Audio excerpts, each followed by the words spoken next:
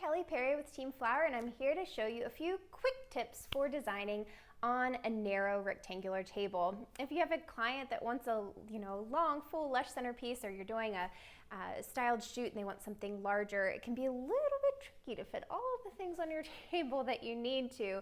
Cups, glasses, flatware, plates, and you of course want it to be beautiful, but you also want it to be practical for your guests. I think that's really, really important. So I have just a few tips for you if you're wanting to go in this long and lush direction. The first one is to use a centerpiece container that has a little bit of height to it. So maybe you're doing a bowl, but it has a little pedestal and then the bowl is on top. What you're looking at right now is pretty low. There's no pedestal on this bowl, it's just a bowl with a small little lip at the bottom. And what we're running into problem-wise with this is that the flowers are kind of just invading this space. There's not enough distance between the plates and the flowers. So we want to create a little bit more space, and I'll show you the difference that it makes just to add a little lift underneath of your arrangement. So now you can see there's considerably a larger amount of room between the plate and the flowers, and so the guests can easily access their dinner, and cups and things like that fit in a little bit better. The next tip that I have for you is to do a little mock setup before your event and before you start designing. So if this is for a wedding, just set up a table similar if you're working with an event planner or a caterer or whatever. Just ask the dimensions of the plates that will be used. You want to be mindful of chargers. Sometimes you'll get there and oops, surprise, there's chargers. And on a narrow 30-inch table, you cannot fit chargers end to end, and then also a really large centerpiece. So that's something to consider during the design process when you're working with your client. If they mention charger, you have to kind of ding, ding, ding, remember it's going to be difficult to fit all of that on the table. So you can set up in your studio just a quick little, maybe with a little pop-up 8-foot or 6-foot table, whatever they're using, or round 6-foot table, just to get an idea of what you're looking at. If you don't have those tables, you could do a little visit to the venue if that's practical for you, and you could kind of chart out and set it up and see what dimensions your flower arrangement should be. So that way if you can trail your greenery out a little bit more, or if you need to tuck it in more.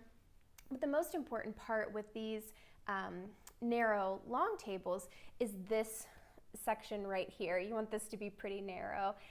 So tip 1, popping it up a little bit higher. Tip 2, having a little mock setup table.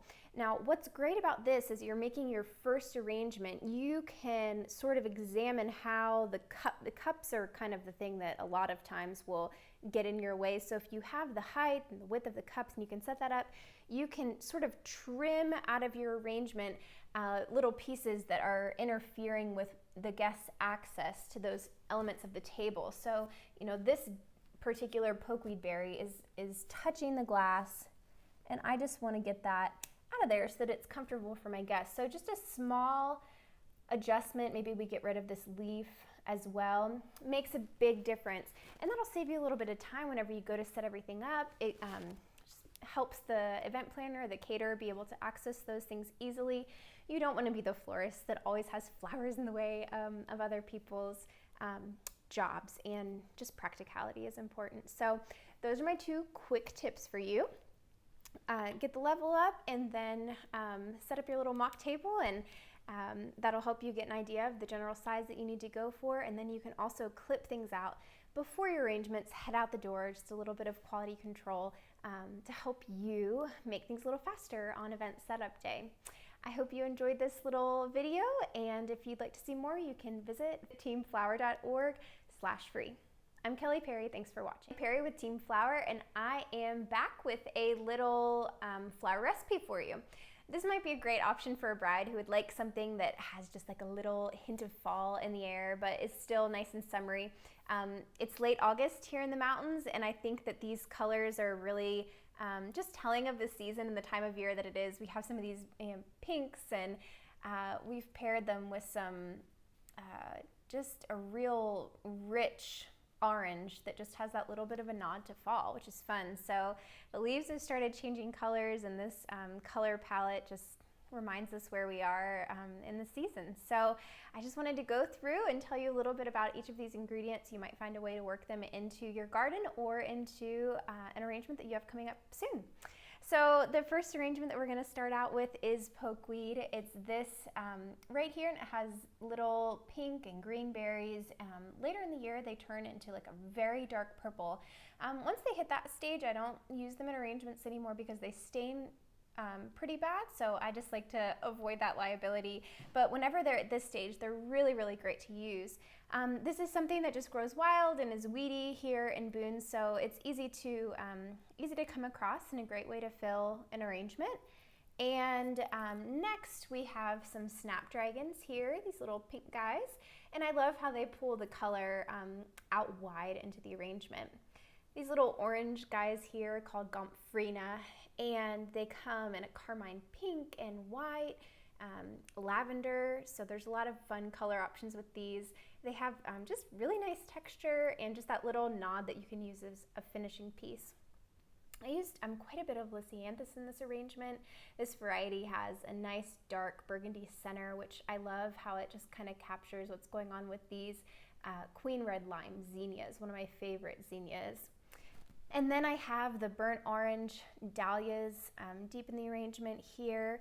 And if we flip over, I just have one other variety of dahlias that we pulled from Darlena Biesecker's farm, Hope Valley Gardens. So here is another variety of that dahlia, and then I missed our little base in here. If you look in real deep, there's some limelight hydrangea and then also some sedum. So that is my little quick flower recipe for you. Hope you enjoyed it, and if you'd like to see more videos like this, you can visit teamflower.org/free. See you soon. Hi, I'm Kelly Perry, and I wanted to take a few minutes to talk about one of my favorite design principles, and it is lines. It's never fun to stand in lines and wait, but it is so fun to see lines in your arrangements. There's two different kinds of lines we're going to talk about today. One is actual and one is implied. As you can kind of imagine from the definition, an actual line is, what the stem creates. It is a line that you follow with your eyes, so you can see it right here in this little piece of Gomphrena. Implied lines are kind of like connect the dot lines.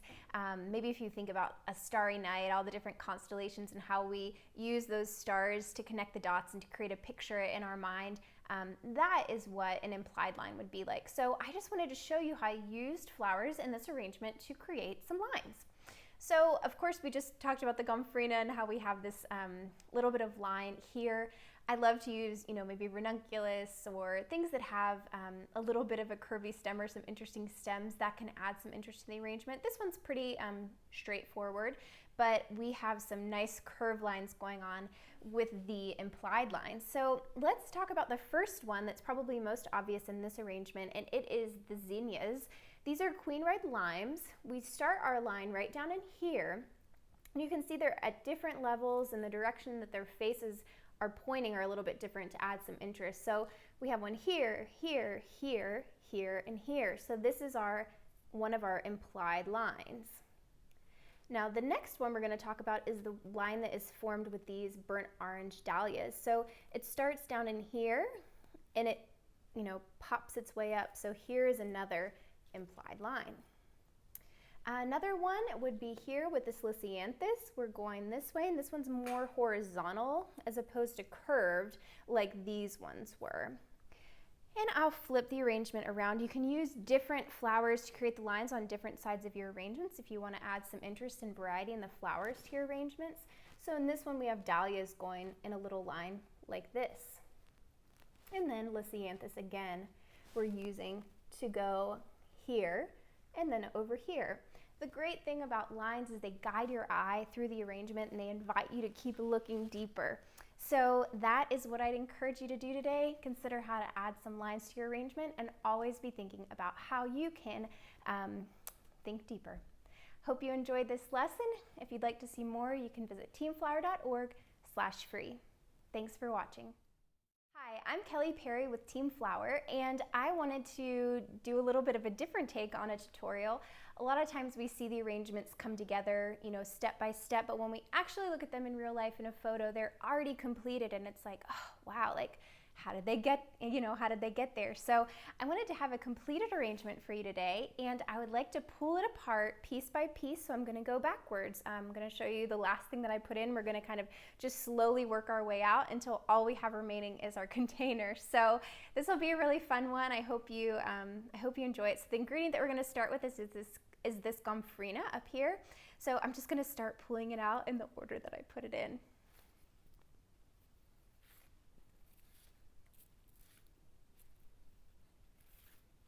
I like to use this as the final,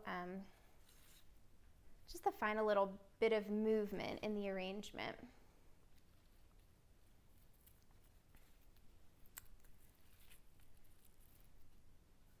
So you can take a little kind of snapshot in your mind and see how removing this ingredient changes it. You could still do something like this if you had a bride who wanted something maybe just a little bit more tailored, less sculptural. Just deleting this one ingredient gives you a more tailored look. So next I'm going to pull out some of the focal flowers that I was working with, and back here they were the dahlias. So the dahlias are going to come out, and I'll show you what it looks like without those dahlias in there. And then on the other side of the arrangement, we were working with zinnias as the focal, and you can see them right here. So I'm just gonna tug those out.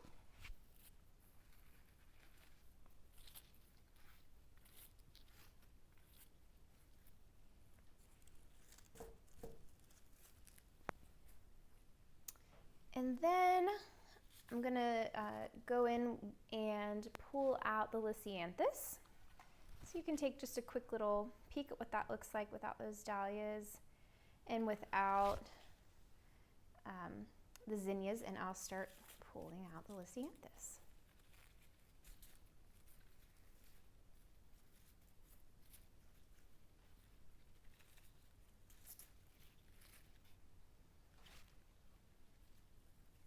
Everything comes together one step at a time, no matter what it is: flowers, cakes, books.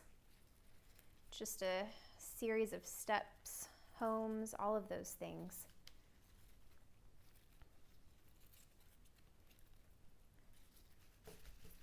So it might seem like a daunting task at first, but as you just start deconstructing it and thinking about it a little bit differently, it becomes, in a way, a little bit feels more attainable, which is fun. So if I get overwhelmed, I kind of like to step back and think about all the steps it took to get there. Okay, next I'm going to pull out the burnt orange dahlias here. And now I'm really getting down to kind of the base material of the arrangement. These ones that I've been pulling out, the dahlias and the lisianthus, I would consider the accent flower. So those are gone. Next I'm going to pull out the Snapdragons. These were used to carry color to the sides of the arrangements. Oh, missed a zinnia.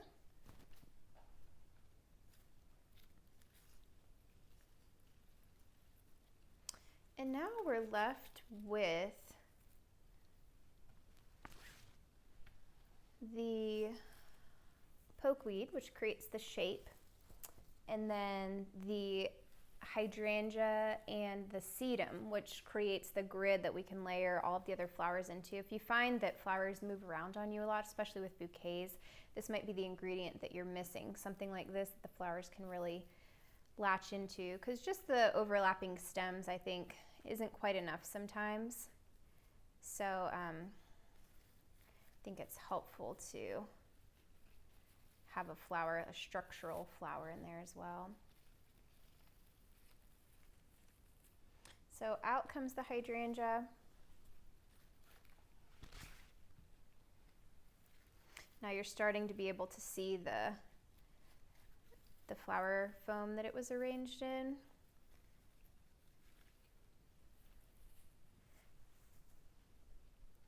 And of course with these, the purpose is to cover up that base or that structure, whatever you're using, whether it's a frog or chicken wire or the foam. each of those things kind of has pros and cons to them, and you can learn more about those on the free page at Team Flower, where we go through the 3 different ways that you can set up an arrangement. So if you're curious about the different kinds and kind of pros and cons and when to use what, you might consider watching that and chiming in with a few comments. So out comes the sedum.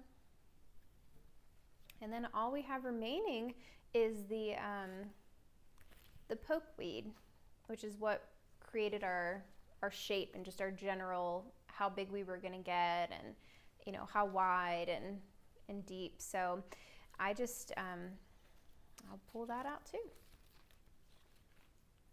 And a lot of times with this, I'll leave this one in here, I guess. Some of these shorter pieces go in second, and I will use the longer pieces to, those ones will go in first to get the general shape established. And then these act both as a shape and then also as cover.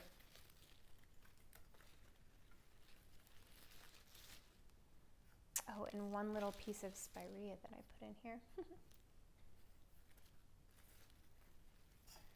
So there you have it, the deconstructed table arrangement.